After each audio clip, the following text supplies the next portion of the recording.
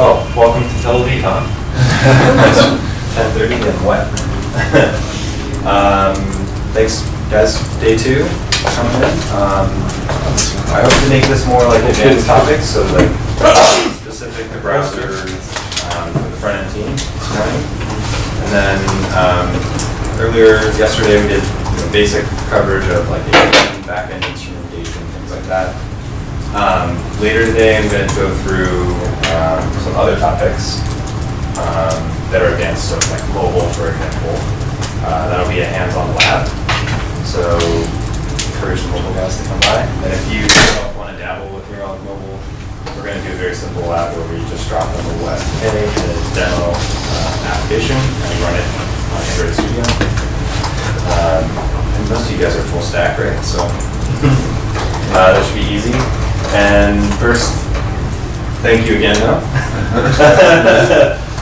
This is me this morning. I went on a run, and it wasn't raining when I left the hotel room. I'm staying on the beach in Yafo, and it basically just completely drenched me in a matter of minutes. Yeah. So I hid behind the barrier because the wind was like putting the rain directly in my face. You skipped the run today? But probably made you run very fast. The best run of your life. I was all soggy and my clothes were all wet, so it didn't work out very well. And I didn't learn my lesson and walked here.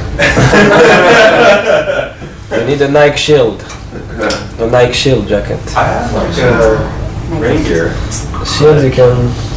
when it starts downpouring really hard, you can't really like... Take shelters. Yeah. It's painful. Ja, das gibt es ja.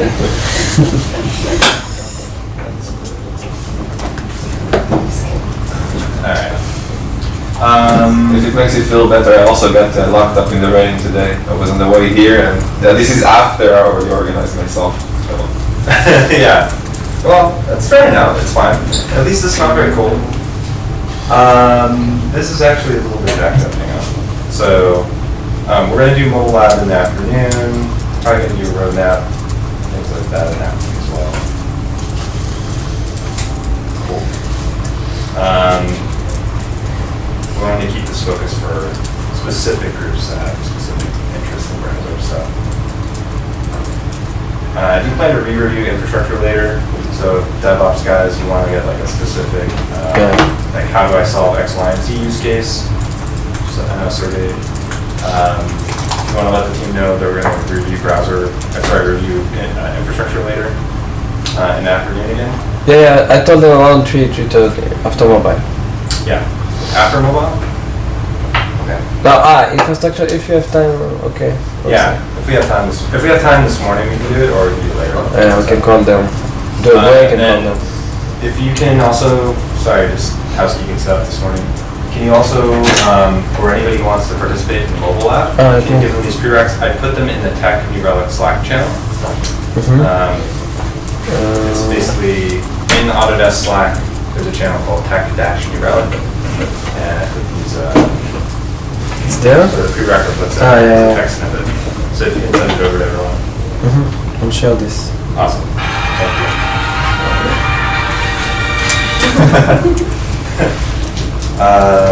Cool. So browser. Neat, you have it implemented in one of the apps. So I'm probably going to pick on you a lot. But have any of you actually used our browser JS snippet before checking? Have you used any resource planning browser products or not Google Analytics, but more in the vein of like how fast are the pages of your users? This is the first time. Okay. Okay, cool.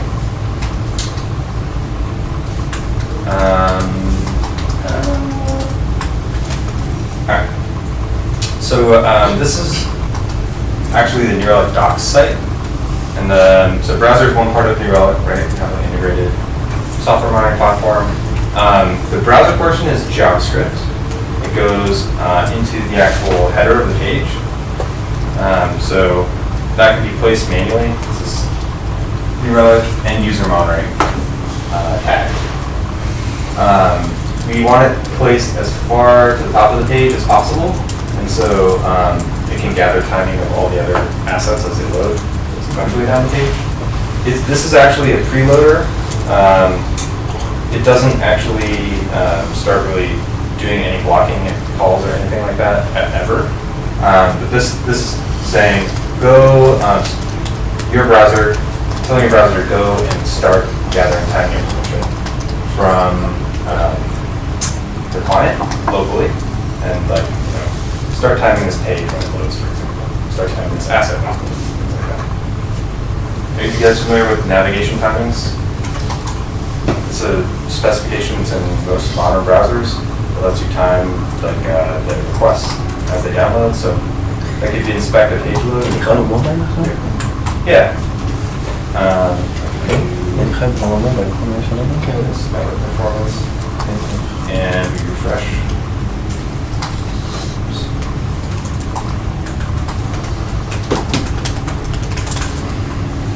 I'm just going to change that to JavaScript.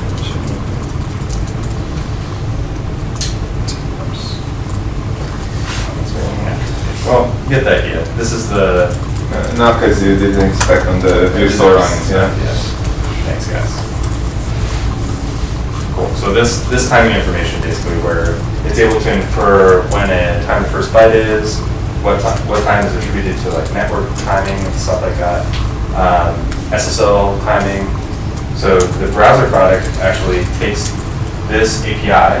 It's in the Chrome. It's been in Chrome for some time. It's in, I think, going back to IE 7 it's available. So it's pretty well supported. And it takes this timing information from every real user that loads the site. So anybody who loads the site, they're going to get the JavaScript served to them. The JS snippet will be served in one of two ways. You can manually build the agent into the site. So that's what's called a copy and paste method. So if you... Joe, little question Yeah. about the workshop. They're asking me, do you have also a workshop for iOS or Android? Just Android. It will be for both. It will be pretty similar? It's fairly similar. Okay. I think the Android one is actually more complicated. Yeah. Okay. Yeah. So if you want to add an app in your Relic, you drop into whatever product you want to actually instrument, and you go in the upper right hand corner, you add more. These are the different ways that we get the JavaScript on the page. So building it into your app, like Lead is doing in workflows, or next-gen field, sorry. This is actually just going to statically generate a JavaScript file. It's going to add a tag, or kind of like an API key, basically, that lets us locate the account that the data should be sent to. And then you give it a name. You can link the app. So if you have a back-end application that serves the page out, but it can't necessarily automatically inject the JavaScript, then you're going to want to try and link it to the app. In headless apps, as we found out, you can't really do this. So if you're building headless, which is most of what you guys are developing right now, you need to just go create JS for test app. For as an unlinked, basically, agent. And so what this does is it waits for the JS to load, and then it creates the actual application on the back end. So I'll do it. And here's where like licensing and things like that. Are there any plans to support, I don't know, module bundlers instead of copy pasting it directly in the head or something like that, to be able to integrate it into our development workflow? Yeah, like to have like an API or something. Yeah, like an Pull it SDK out. or something like that. Yeah, I'm not sure. I know it's come up a bunch. I can take it down. Ask the PM team. The other way that JavaScript gets on the page is through the agents. So the agents can, in certain cases, like Java, you're using Jasper compiler, you can inject the JavaScript directly into the agent arguments. And that would be your automatic via APM style instrumentation.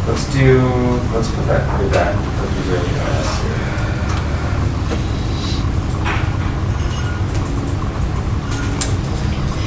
And we're gonna actually break down the different demographics here.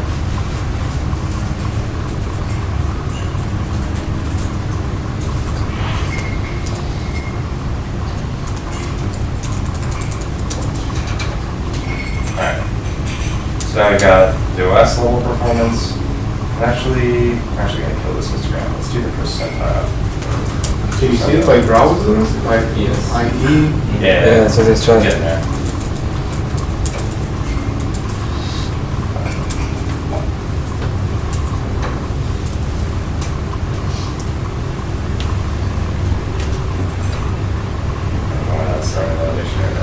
Alright, so we've got P95 OSs, and then let's do a facet.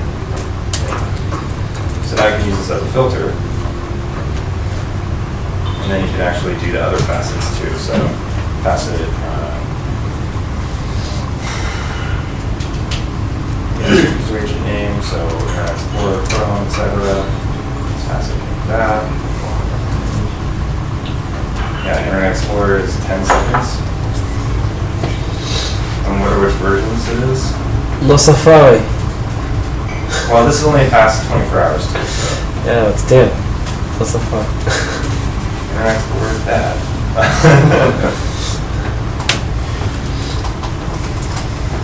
But you get the idea, right? We're going to break these down into different What categories. does the 95 mean in the percent? 95%. It's a percentile, the 95th percentile.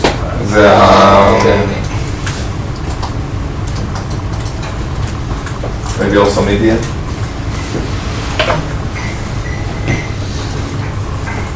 You can add however many you want. Because the facet is 90.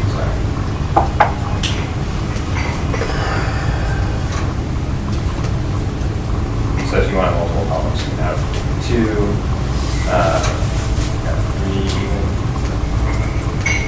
and then you sort, like I taught you yesterday, you sort on the leftmost column.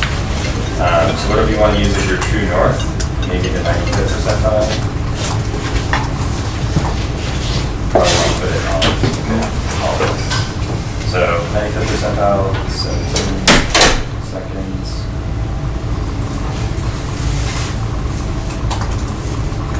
Pass on for that. And then let's go ahead and 95 and let's kill it faster than this little chart.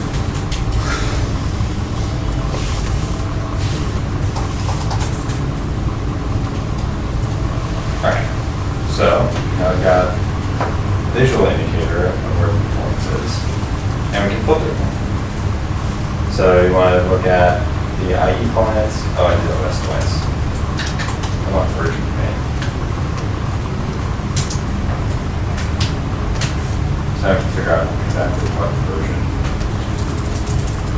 of IE is causing some of the problems that's happening. Probably want to look at more data. So scale it out to 7 days. Oh, people are only using IE 11. That's all we got. Do you guys have control over like what? You don't have any. No, we're not supporting below 11. Oh, so did they get blocked? No, So they could potentially use it, but you didn't notice. but it's still not out in the wild, let's say, so we don't really see the real usage roll out. Yeah, So, we're rolling got out, starting to roll out these days. Okay. So let me show you what this simple dashboard looks like in Relic production.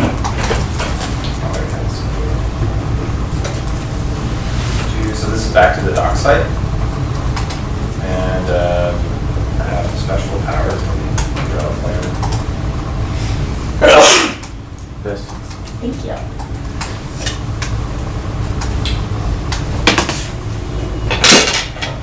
That's funny. Oh, they don't have a slide. That's weird.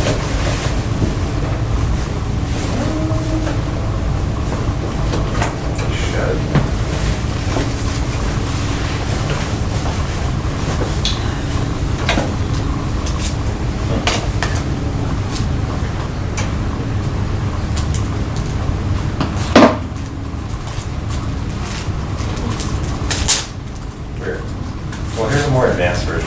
So you can see this super long query. This is actually ordering by most common page first. I can actually build this into your account too over here. Sweet. So first thing you want to figure out is which pages are the slowest, right?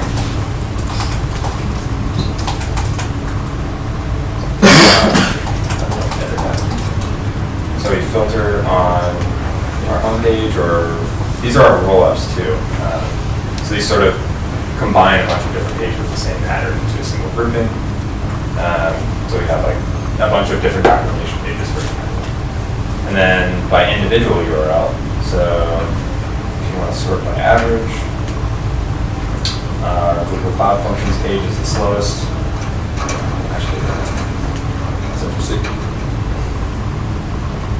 And it's slow in only Chrome, not Safari. So see we're drilling down here. And you can just keep adding these filters, and the next widget will actually refresh. Spread across. There's our outlier, Chrome 63. So we answered like a real performance issue and narrowed it down to just one browser. Do you guys have ways of like testing for this today, or? No, we don't. Not really. Just like manually banging on it in QA. Cool. So this should help. If you guys want to play with this too, I'll stick it inside of your account. This is my like preschool version.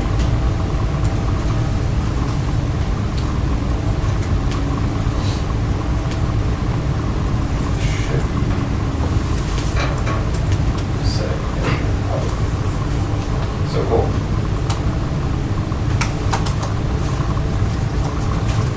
Advanced demographics.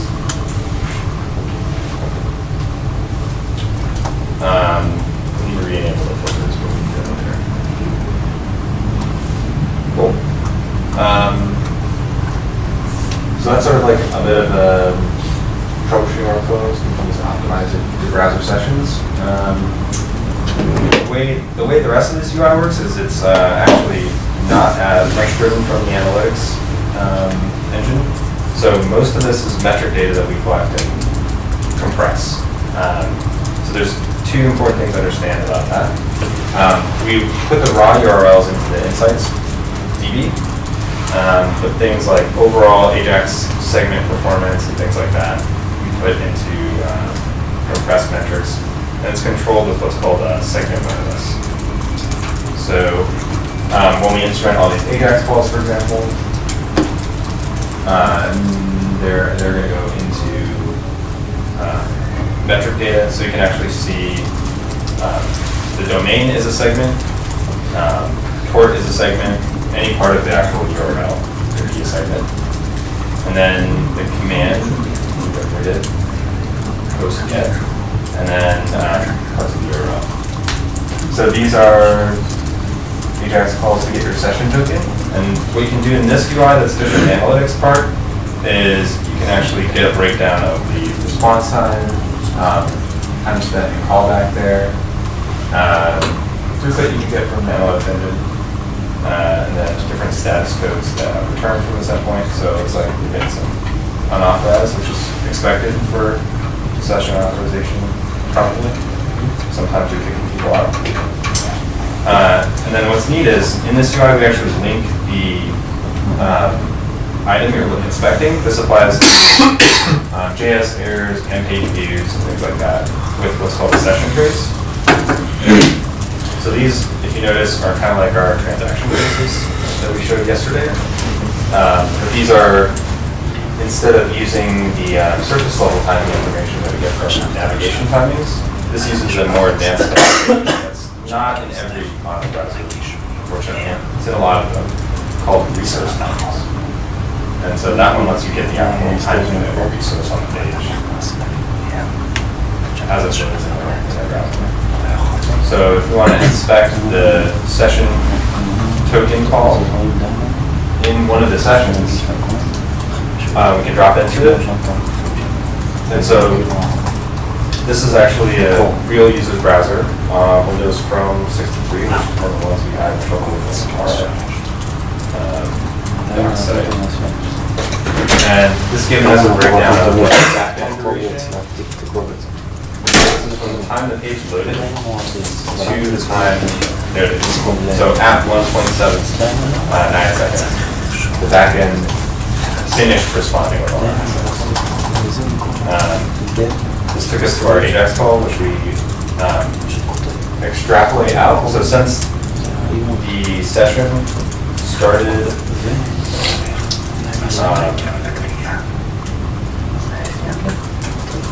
since the page load fired with doc basically, but this session token call started before that. We actually load that time up and add it together on top of the page load time, and call it waiting on Ajax time in the session traces. So this is, we would assume, probably blocking the user session. They might have like a spinning Ajax call with a page or something like that. So it's kind of, it might not always be exactly that experience, but I think for this one, like the session token probably is. Unless this is in the background. So what exactly is the backend here? Because if I'm reading it correctly, correct me if I'm wrong, the session token call got out after 10.2 seconds. Backend time is the time we can directly attribute to the initial payload of the page. So Is that specific for delivering all the that call? assets. Delivering all the actual assets. But is that for the session token call specifically, or is that for previous call? The backend call is like, I went to, what page is this? Then 360 field project, whatever. And then from the time that you went to invoke that URL or navigated to it, to the time that backend started responding with the actual assets of the page, So job processing was 1.8 seconds. But didn't we get to this page by clicking on the Yes. one of the links from the session token? Yeah. So the session token is over here, right? It shows you the entire session for that specific problematic. Yeah, even before the. So since we went from Ajax for the token, session token call, down into a session trace, we actually zeroed in on just the specific call in the trace, and then I went back. JavaScript errors will go in here too, so these red lines, more than likely are JavaScript errors. So here's an undefined get progress.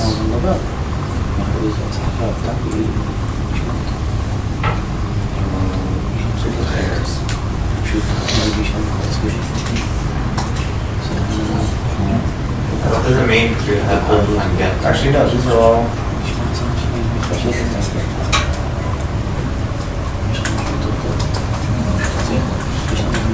These are all assets, right?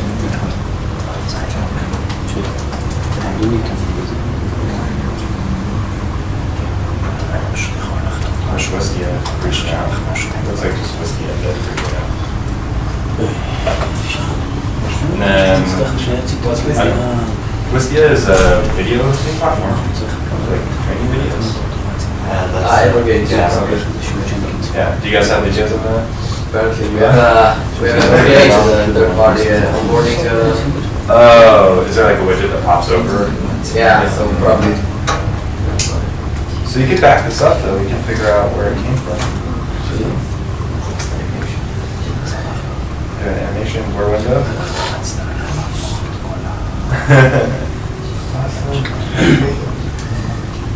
This is all post the page load though, so this is the user probably interacting.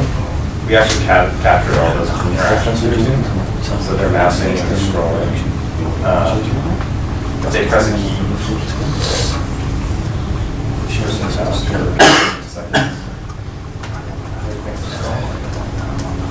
There's a list of the asset.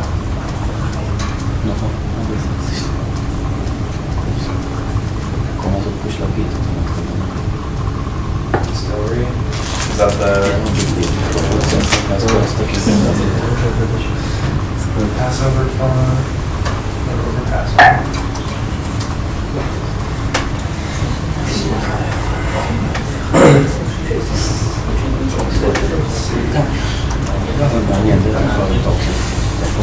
Okay, so they're engaging with the video player. Okay. Is it like an opt-in thing, or I don't understand what the UI actually is. When you use it, they'll show videos and stuff. Just Product automatic. control them. Got it. Oh, and the PMs were just probably got it. Okay. Maybe someone's testing it. Maybe It's it's not maybe really it's actually a live. new user. Is it live or it's just Yeah. not announced? It's like, Okay, cool. All right, so we dove into session trace from an AWS call.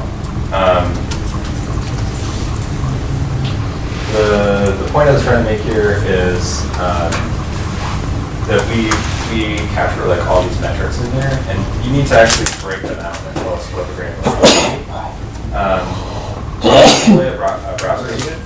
We'll try and guess what the common paths are, but we don't always get it right. So I think we've already done this for this app, but if you drop down to the settings after you've got a browser application deployed for a while, you should go and tell us which segments are important to save.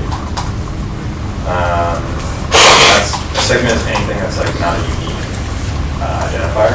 So you guys have the container ID with the GUID. You probably want container, but you don't want the GUID.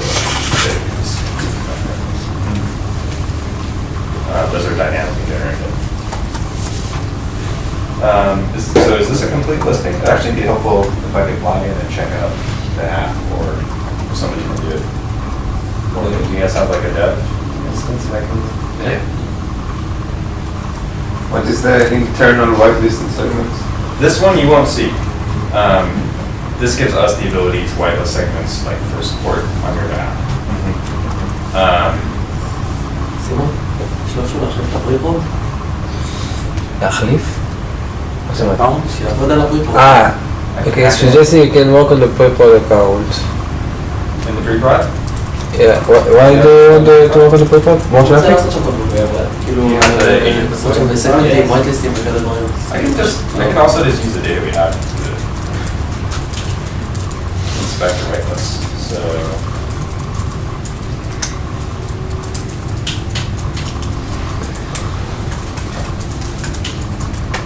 here's all the top pages, projects undefined, and then we can compare that with our. יש לו גישה לשתיהם, הוא יכול להתחבר מה שאתה רוצה. So we have יכול להגיד לו, projects, יודע. not projects. Guess what? Might as well add that. It doesn't hurt to add more whitelist, by the way. It just gives you more granularity. Can't necessarily like break anything.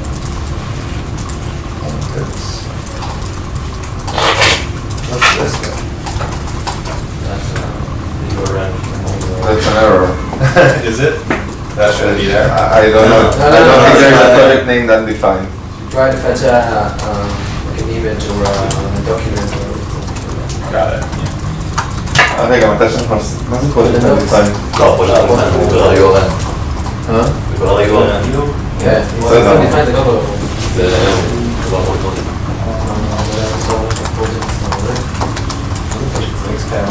זה מהפרודקשן? This is לא great. טוב. זה קורה עם Untitled Message בדרך כלל. Templates. אני לא קשור אלינו.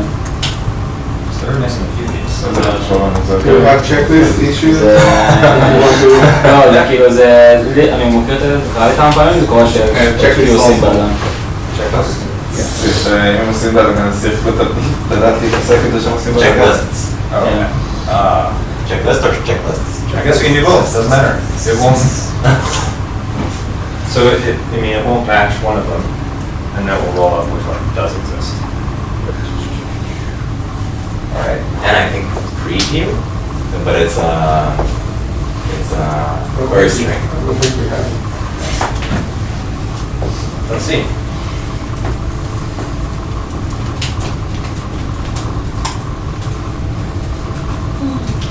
So let's part of URL preview. No. It's a query string. So it's an argument on the end of the URL? Yeah. Yeah, so we won't see that. That brings me to a good point though. So you can add the query string to your browser data if it's available in session somewhere. As long as you can access the object of the job, you can send it into your browser data. But we cannot see the. Not by default, but one, because like authentication strings would be query strings potentially, like someone's session, maybe authenticate.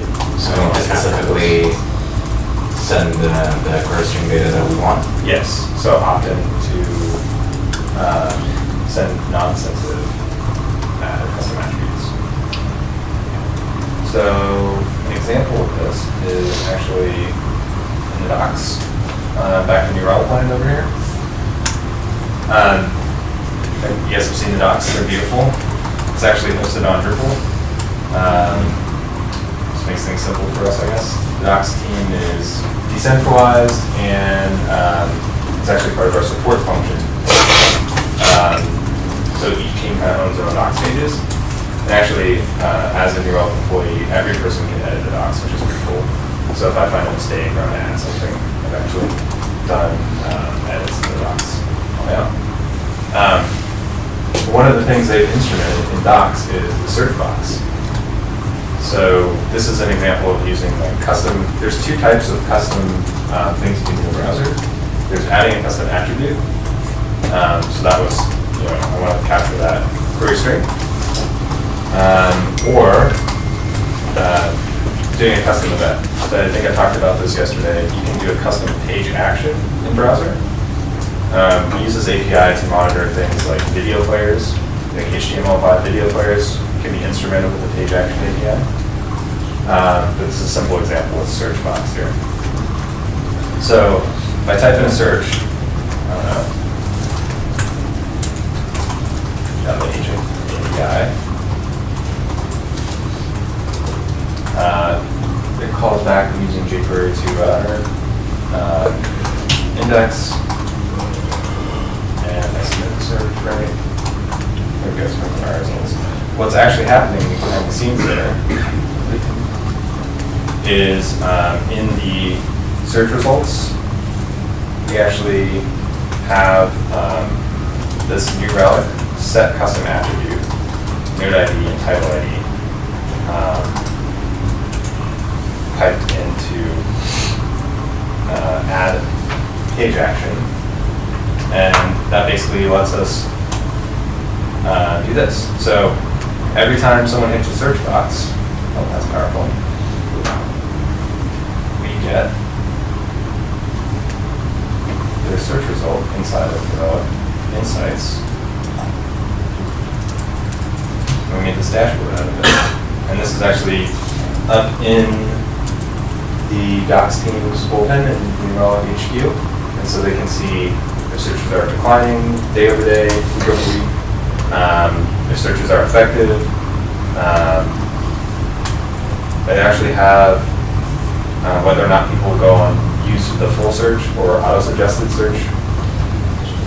So they actually can look at, see what their page actions are. This is the search execute action. We have many different actions.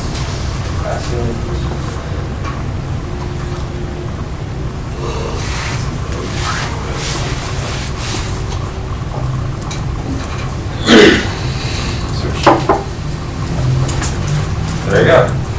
Those are our top searches over the past hour in docs via the API. So you guys have something inside the app that would be interesting to instrument that you guys are like actively developing, or maybe the PMs want to look at? Feature engagement, tracking, things like that.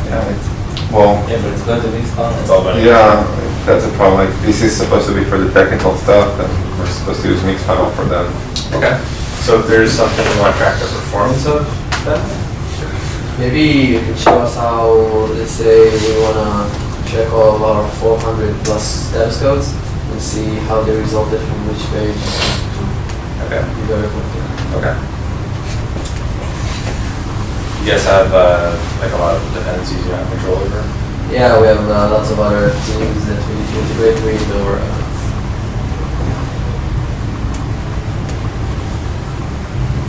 Cool. So this is actually the analytics view again. So looking at the different browser interactions. Go over. Bless you. You go over the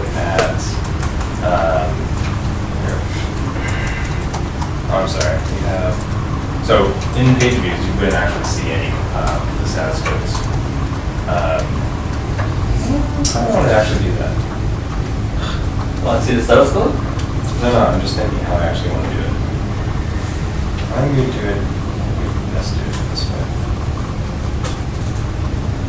So Ajax request table. The Ajax request table has all the Ajax requests. Browser interaction was one of the actual pages if I take that. So every request is tracked with these attributes. The page URL that it fired from, and then there's our grouping URL based on our whitelist. The actual request URL, which is the one that you want, I think. And so here's all the APIs we did, counted by number. Let's add, I'll leave that for 11 minutes.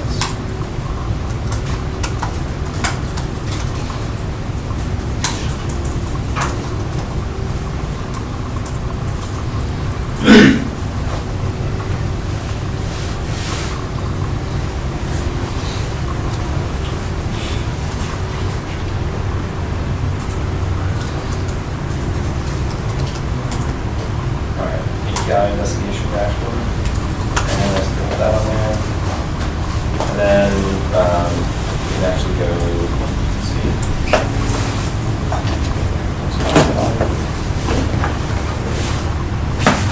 There's the response here, right? Where the installation could be responsible. There's that thing. No, so it's gonna be. Oh yeah. It's just not showing up that. That's fun. Okay, that's a button.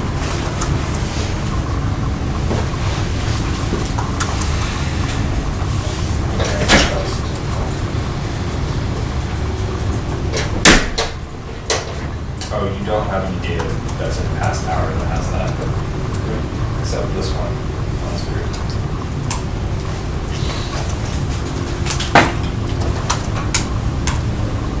Weird. That's weird.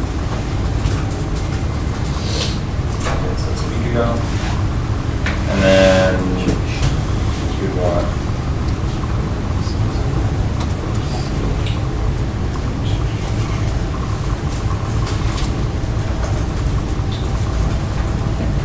give this to investigation.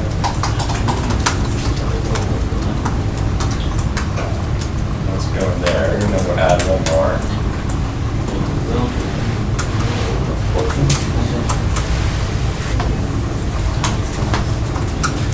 Let's go, That's good, it's just a good event. Swiss cake.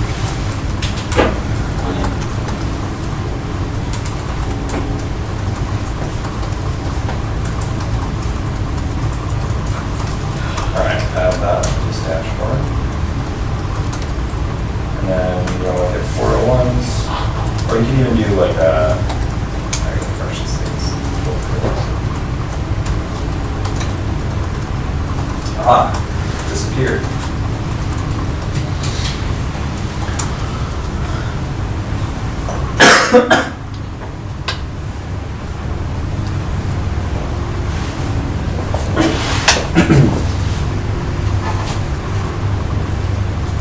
Okay.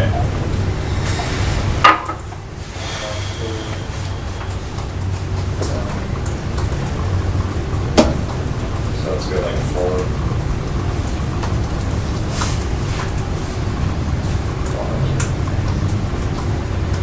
Like searching there as well.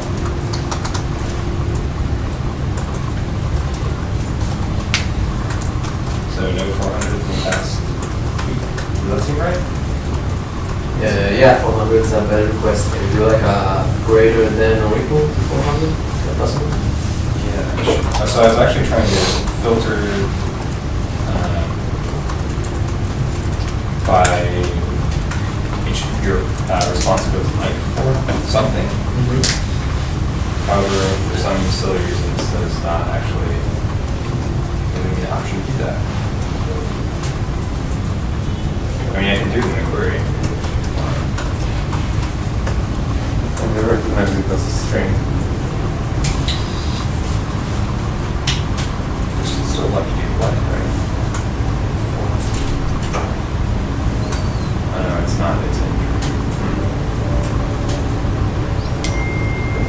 No, maybe it's okay because it's only 60 minutes ago. If you read that 1 week.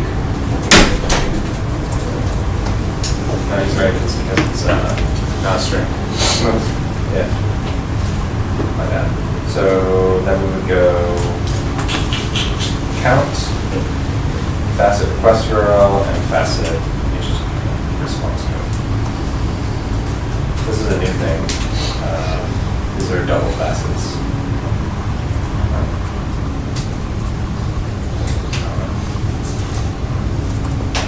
Oh man, it's not letting me do it on this table.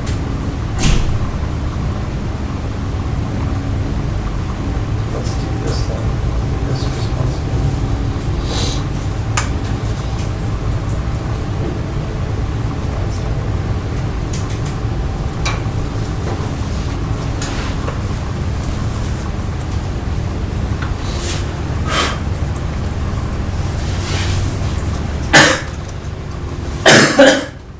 So this is the way you grow up to it.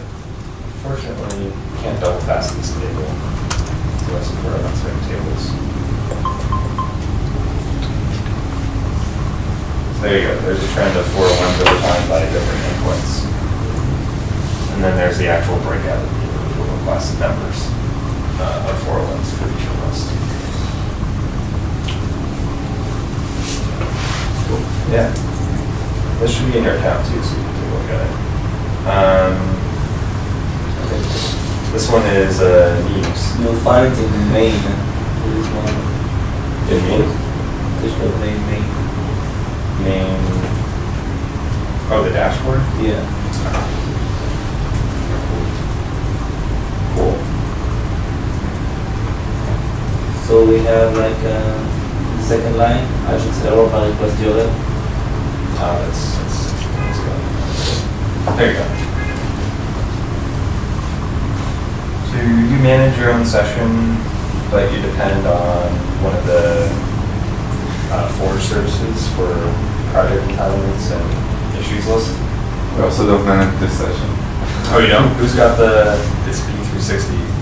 Yeah, but well, D360 manage, but it stocks the. But it's, sorry, it's central to to BIM, right? What? The session. It's like, it's not like some other team developing like OSS uploads or something like that. It's for being, yeah, but different services.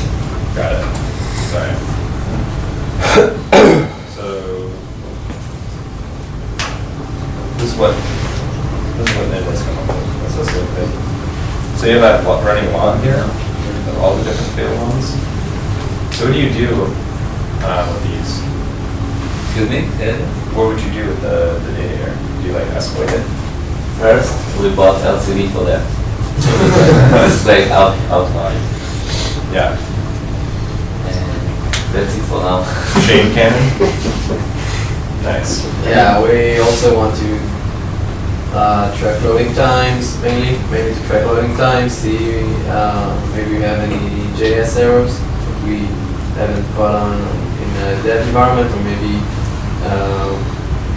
there's a scale suddenly of a specific error that we don't know of, so we could be aware of anything and then just try to improve. Just open tickets for every error and just make it so we don't have it. That's the idea, right? Yeah, and Up to a yeah. point, I guess. So your PMs can do, injection of videos in the script. Yeah, I think our PMs are mostly going to work with Mixpanel because they can extract some more specific data about users and stuff. No, but I mean, you can tell them when whatever they're doing, like whatever experiments they're doing are screwing up. Yeah.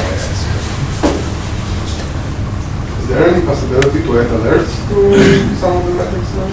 Yeah, any of it pretty much can be ordered on. Ordered on the session endpoint. It's a metric. We could go into those and add whatever else we wrote. Okay, and then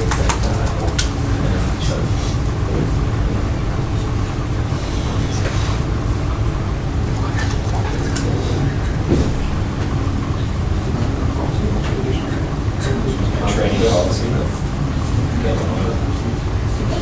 Joe, do you know You can baseline browser stuff. where we could query JS errors in Insight? You can alert on them. And query. It's coming soon, I guess. It's in beta right now, I think. So, I basically when I get back, I can send you the pre-release authorization, or we can do it. You can do it tomorrow afternoon, maybe later today too. Okay. Yeah. Actually, this afternoon my PM should actually be online. Yeah, we can do it on here probably. That probably makes more sense. There's basically a form you need to opt into to be able to use them. I know, actually, you guys are in the pre-release. You're good. I think we can just turn it on for you. I can't turn it on. I have to ask the PM to turn it on. Right now it's He's asleep unavailable. right now. What's that? Right now it's not available. Yeah, no, it's not. I think that's number one thing that browser is enhancement-wise. So yeah, if you wanted to alert on the Ajax response time, go in here and you can actually go get session token. It actually has its own metric. If you wanted to do overall Ajax response time, that's what this one's for the given app, or this is going to be for session.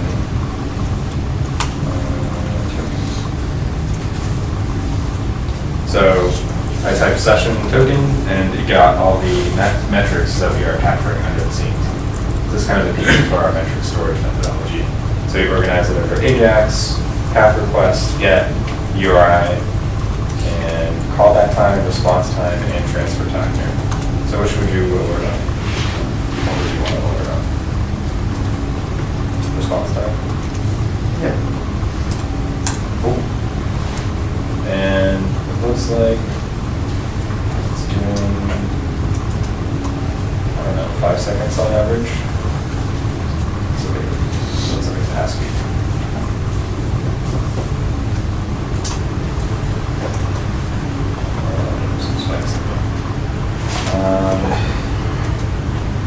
What do you think, 10 seconds is probably, do you have a timeout value? Yeah, 10 seconds is done. Yeah, do you have a timeout value where it would just absolutely fail? 10 seconds is done. 10.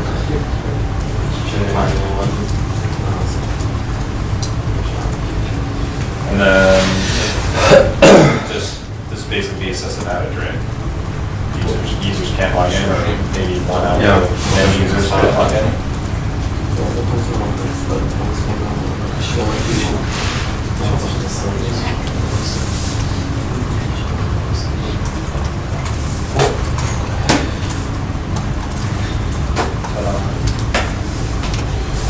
I would probably go and put some just bounds on your alerts for maybe that one's like a super specific metric.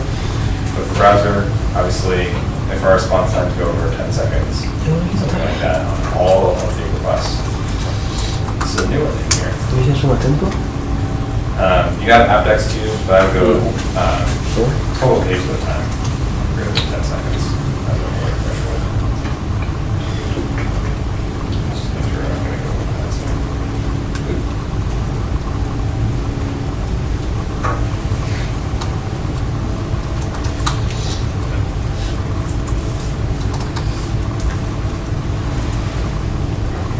Oh man, wow. Pretty slow sometimes. Interesting. So let's set this threshold to be, what was this a long time ago? Let's set it to be somewhere around like an hour or something like that. It's sustained extensive page load times, right?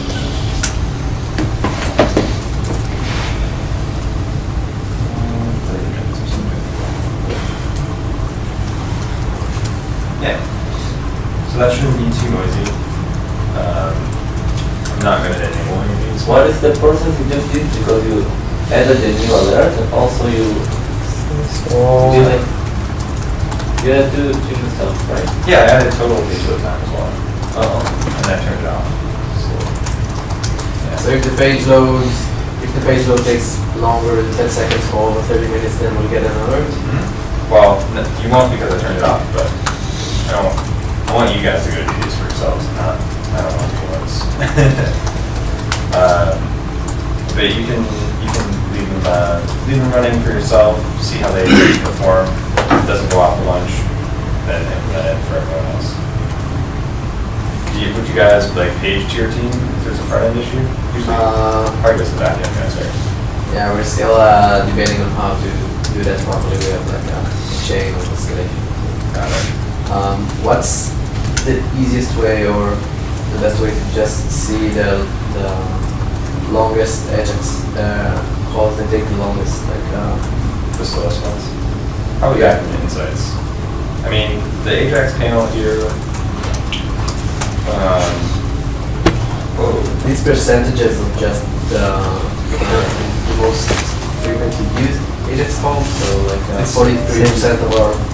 So if you notice, it's actually it's got a big percentage of this area chart, essentially. So 43% of the time in this chart, based on our time picker of 60 minutes, is spent posting to this resources endpoint, or any resources endpoints. And that's because somebody uploaded something. Or and then you want to go into it and see what pages that occurred on. So you have the correlation back to the actual page. So this is something that you can't really do in the Insights piece. We don't correlate them together. It's just a raw events. Can we see the full URL?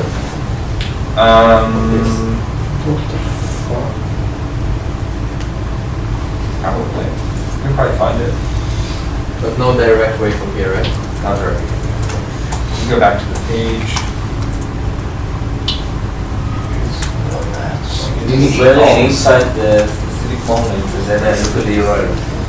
Yeah, I mean, once this goes live though, it will be harder. Like, if this does like actual news or traffic going all day, that would be super hard. So, we could do it a couple of ways. We hope we got lucky with session trace.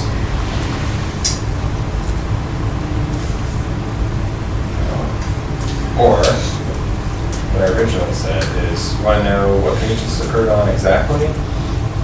My goodness. Was this one person? Just do a query, so average duration.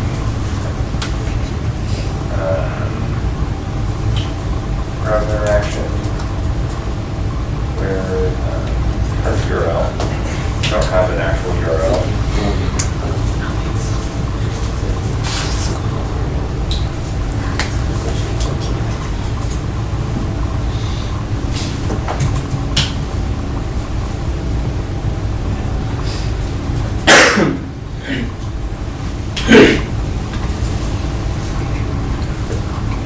So there's this one project URL. Do you want this in Slack or something? It's not useful. You just wanted to be able to do it.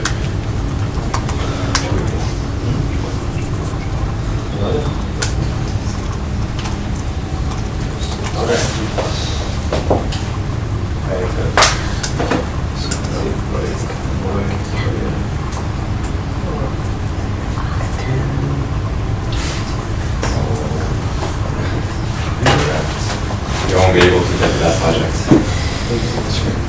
You have to have an invite and then. Yeah, I want to check it out. Maybe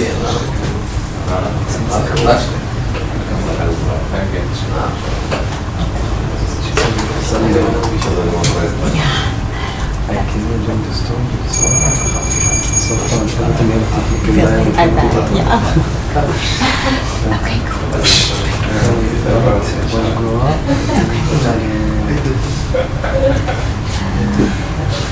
Alright, cool. So I guess last couple things for browser, JavaScript errors. Cool. Okay, next. Do you have any questions about sort of the AJAX requests, groupings, things like that? Oh, the throw.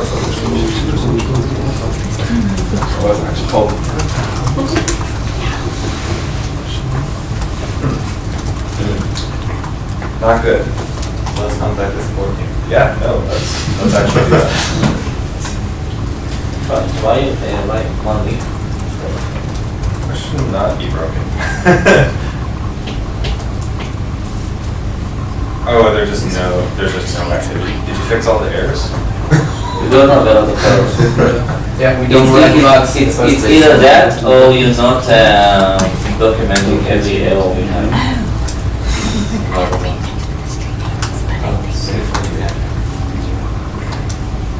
That should not come up. I think that indicates something is actually wrong.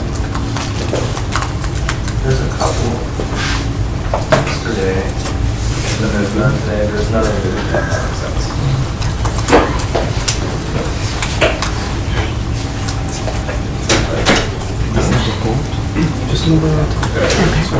What is basically the mechanism? You log in, every error will be informed to the console. I actually don't know. It's no error, but Because I believe we have more. you imagine that you're missing something? Yeah, but they're probably doing window on error. Capture all errors. Yeah, but if we're suppressing window errors, try catching them like that, it won't show. Yeah, we have to. Okay.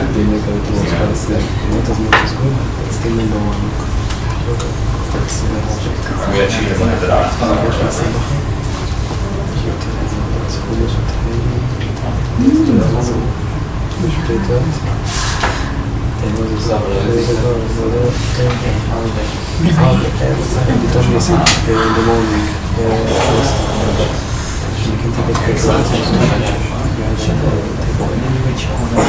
So we can drive.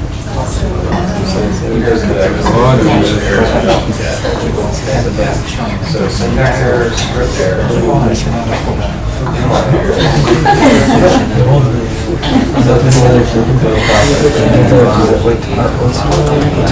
Unmarked house.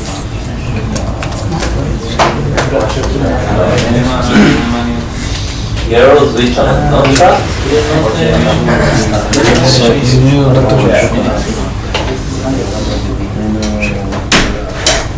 So all the future guys.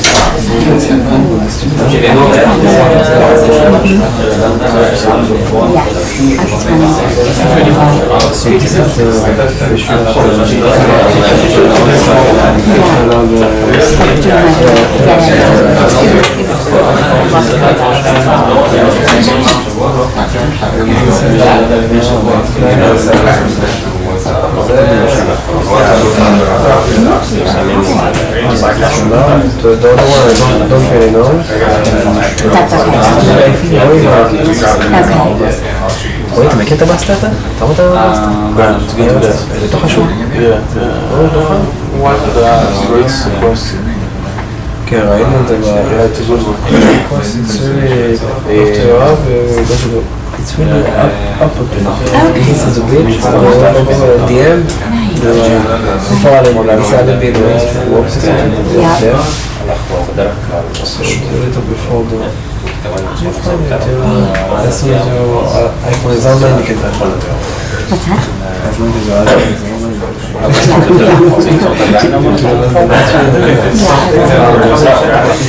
yeah, it's good. So, yeah. So you want to actually force So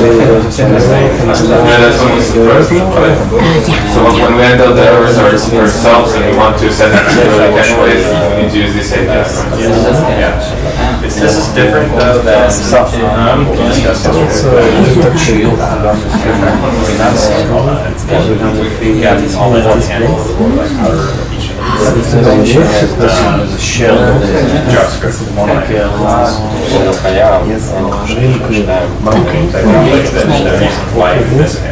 This is a bit, this is a line. No. You can choose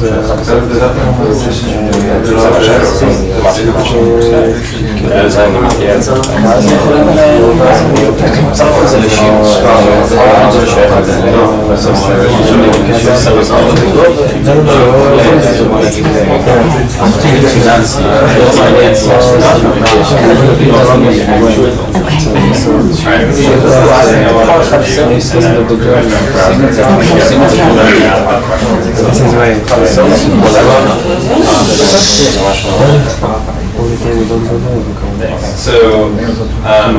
the last thing you can do in the browser is actually see where users are actually coming from around the world, and you can see their performance.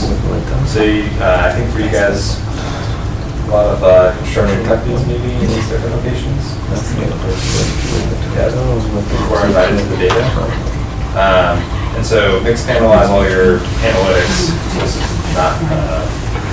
not for that. This is for actually fine-tuning the experience of people from around the globe. So if we want to actually see who has poor network connections, oh man, there's some 7-second average network times from Israel past day.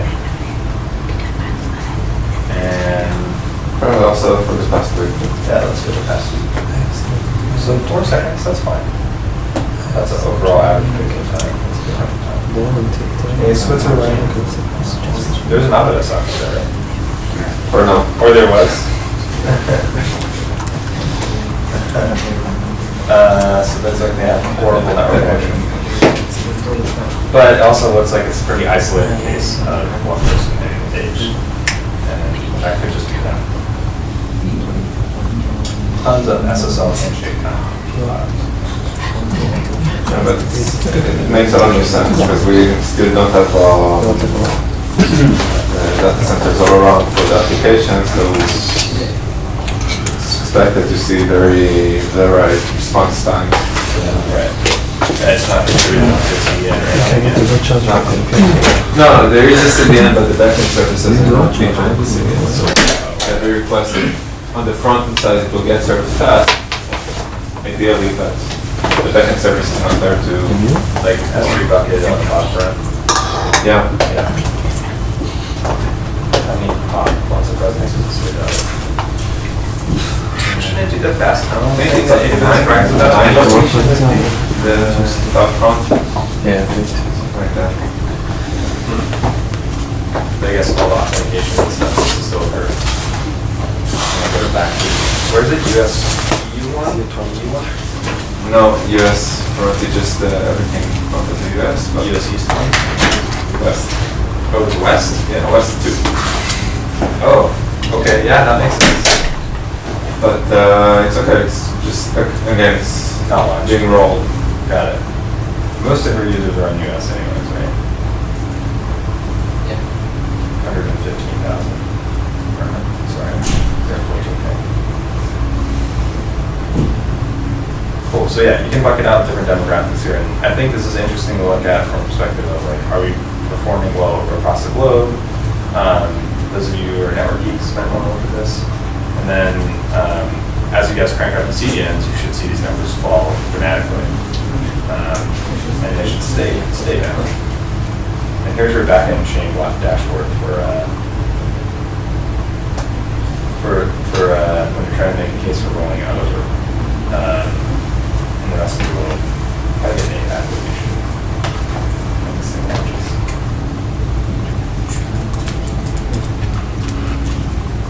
Anyway, so this is the analytics, basically enhanced version of the geo page.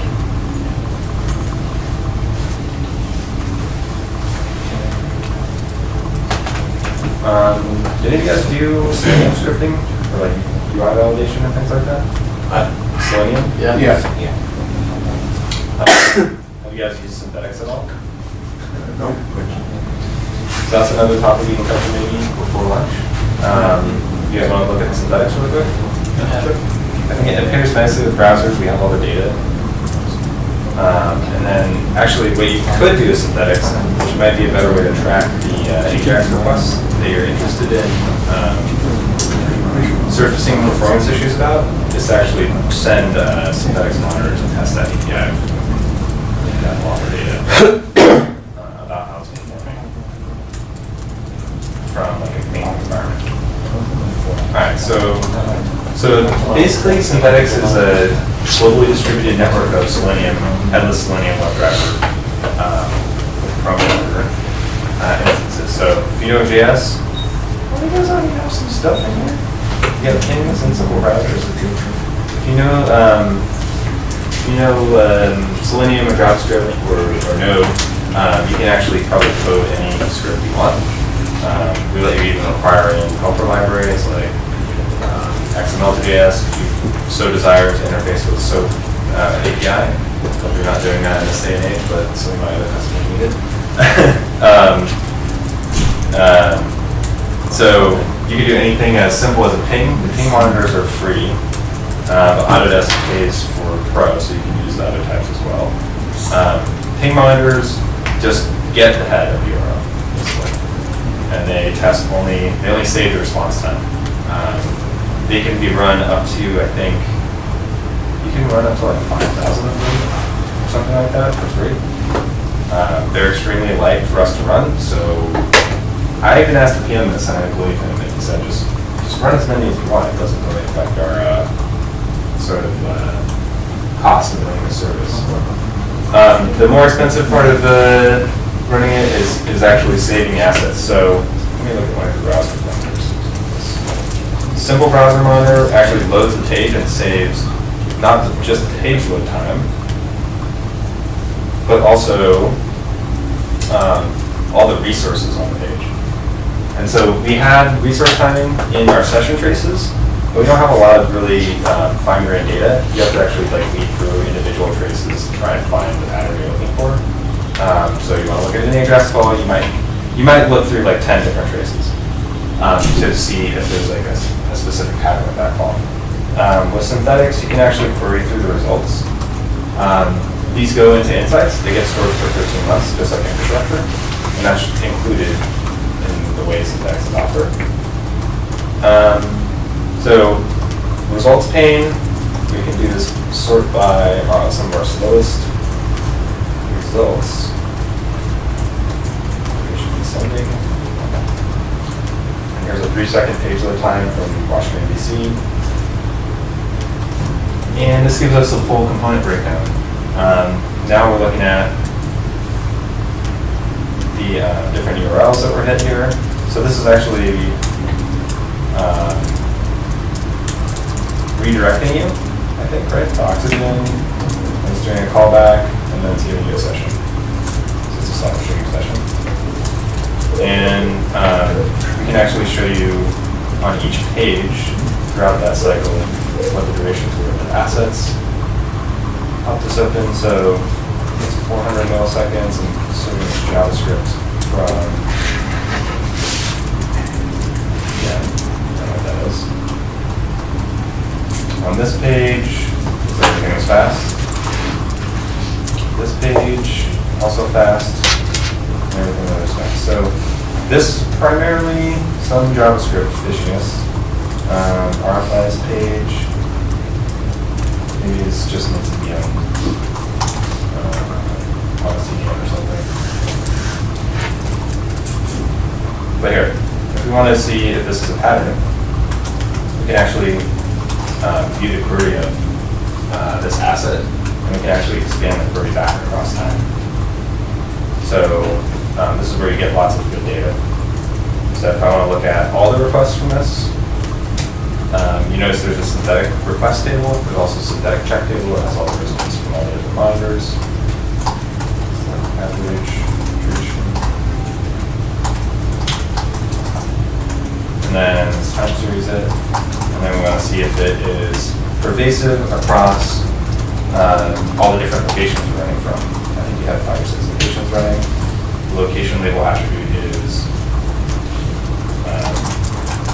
the friendly name of the location where the monitor ran from. So for this asset, vendors, whatever good,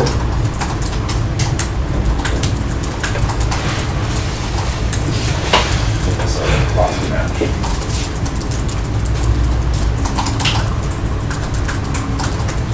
So you got a little more data there. And then let's go since a month ago. Running that one. Yes, cool. So yeah, this is probably the slowest thing.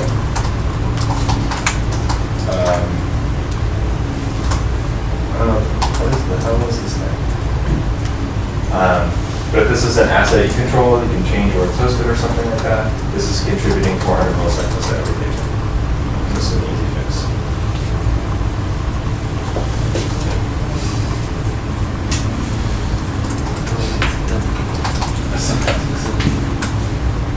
So I think I missed something, but where does the Selenium comes into play here? This is basically just a URL-based monitor. So you pop in a URL. It's the most simple type of virtual monitor we offer.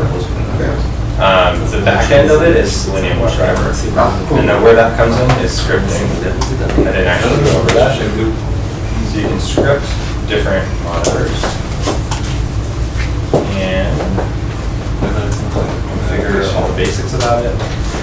And it will actually get dropped into their department. There's two helper functions.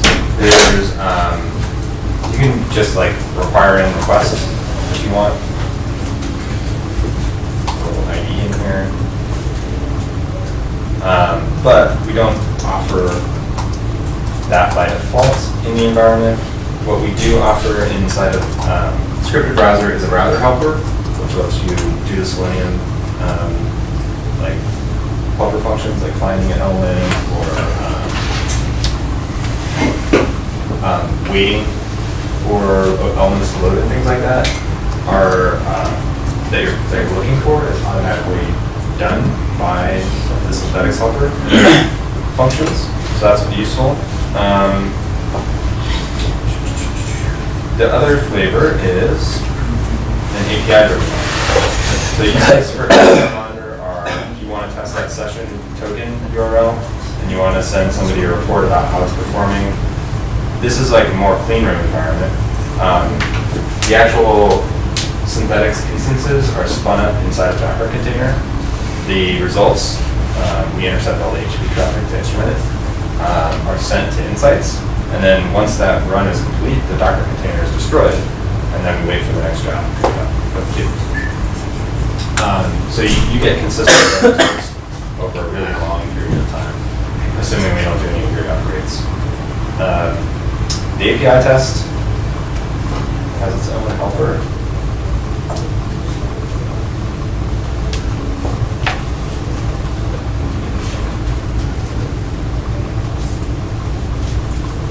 It's the HTTP helper function. But yeah, you can use whatever you want. You can do a request. You can build, let me show you the mobile apps. Can you, in the API tests, can you also parse responses and use it for other requests? Yeah, you can do whatever you want. The only restriction is obviously licensing. You can't go over, you have a certain bucket of checks that you can use, and every time you schedule a check against the location, it actually will do a calculation. I'll show you how many you got left. Oh, that's pain. So you guys have millions of checks. If you schedule this one at 1 hour, it would hit 720 checks in your bucket, 9,000. Actually, you're negative 9,000 and 1,000. I need to parse the results as long as it doesn't go over 3 minutes total runtime. So I'm going to do a way of answering your question there. This is a sample that our mobile apps team uses. They scripted out tests against all of the different API endpoints that the New Relic mobile app depends on. We actually don't really give our developers good access to the login APIs and things like that, so there's a lot of mitigation stuff. So they have actually quite a hard time. And that they built the script for the same reason as you guys wanted to monitor the AJAX requests in your headless app. Sometimes the APIs are unavailable, or worse, teams publish a change, and the change breaks the schema that the app expects. And the app it's great, it's the best. to mitigate that, they created this schema validation script. So, I'm not going to pretend I understand all of this, but I know that it actually will pull the API, authenticate to the login endpoint, and then we'll actually try and run some requests. And so this is the request that the mobile app needs to get infrastructure data, for example. And this is the expected schema